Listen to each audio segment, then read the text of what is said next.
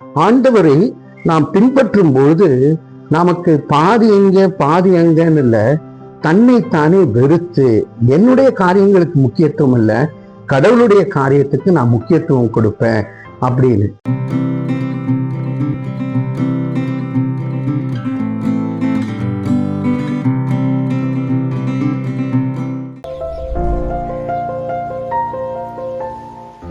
எனக்கு மிகவும் பிரியமானவர்களே, இந்த உலகத்துல பார்க்கும்போது சினிமா நட்சத்திரங்கள் பின்பாக ஒரு கூட்டம் ஓடிட்டே இருக்கும், விளையாட்டு வீரர்கள் பின்பாக ரசிகர்கள் கூட்டம் ஓடிட்டே இருக்கும். நீங்களும் நானும் எங்க ஓடிட்டு இருக்கோம் அப்படின்னு நம்ம கேள்வியை கேட்டா நம்ம சொல்லலாம், இப்போ கேட்கும்போது நான் இயேசுவின் பின்னே போயிட்டு இருக்கேன் அப்படின்னு. ஆனா இயேசுவின் பின்னே போகிறதுக்கு சில தகுதிகளை இயேசுவே சொல்றாரு. மார்க்கு 8வது அதிகாரம் 34வது வசனத்தின் கடைசி பாகத்துல பார்க்கும்போது, ஒருவன் என் பின்னே வர விரும்பினால் அவன் தன்னைத்தானே வெறுத்து தன் சிலுவையை எடுத்துக்கொண்டு என்னை பின்பற்ற கடவன். If you want to follow me, அவர் 3 காரியங்களை சொல்றாரு. முதல்ல deny yourself, தன்னைத்தானே வெறுத்து.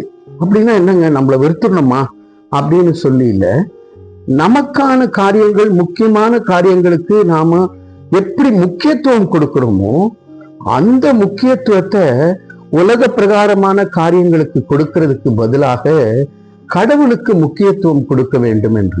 எப்பொழுதுமே நம்முடைய கடவுள் முழு ஆத்மாவோடு, முழு மனதோடு, முழு பலத்தோடு, அவருக்கு எல்லாமே ஃபுல்லா வேணும். ஆண்டவரை நாம் பின்பற்றும் பொழுது நமக்கு பாதி எங்க பாதி எங்கன்னு இல்லை, தன்னைத்தானே வெறுத்து என்னுடைய காரியங்களுக்கு முக்கியத்துவம் இல்லை, கடவுளுடைய காரியத்துக்கு நான் முக்கியத்துவம் கொடுப்பேன் அப்படின்னு. அதுக்கு அடுத்தது சிலுவையை எடுத்துக்கொண்டு. என்ன பிரதர், சிலுவைனாவே நம்ம எப்போதுமே பாரம் அப்படின்னு நினைப்போம்.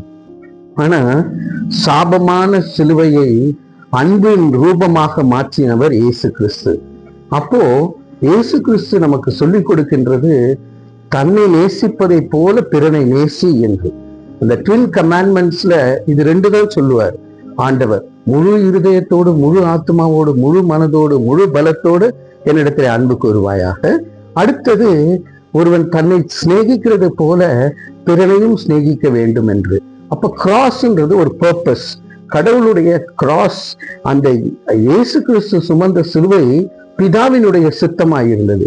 நாம அந்த அன்பின் சிலுவையை எடுத்துக்கொண்டு பின்பற்ற கடவன் என்று சொல்லுகின்றார்.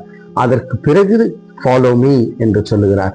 ஏன் இதெல்லாம் செய்யணும் பிரதர், இதெல்லாம் நமக்கு தேவையா அப்படின்னு சொல்லும் போது, இந்த கேள்வியை கேட்கும் போது 36வது வசனத்துல, மனுஷன் உலகம் முழுவதையும் ஆதாயப்படுத்தி கொண்டாலும் தன் ஜீவனை நஷ்டப்படுத்தினால் அவனுக்கு லாபம் என்ன? நீங்க எல்லாத்தையும் சேர்த்து வைக்கலாம், இந்த உலகத்தையே சேர்த்து வச்சாலும் தன் ஜீவனை இழந்து போனா அந்த அதற்கு லாபம் என்ன? ஆகவே அந்த ஜீவனை பெற்றுக்கொள்வதற்காகத்தான் deny yourself, தன்னைத்தானே வெறுத்து, carry your cross, அன்பின் ரூபத்தை எடுத்து அவரை பின்பற்றி வாழ்வோம். தலைகளை தாழ்த்தி தேவனை நோக்கி பார்ப்போம். அன்பின் பரலோக பிதாவே, நாங்க கர்த்தாவே எங்களுக்கு முக்கியத்துவம் கொடுக்காம உமக்கு முக்கியத்துவத்தை கொடுத்து உங்களை பின்பற்றி கர்த்தாவே நாங்கள் அன்பின் ரூபமாக நாங்களும் வாழ எங்களை ஒப்படைக்கிறோம். ஜீவனுள்ள நல்ல பிதாவே, ஆமேன், ஆமேன்.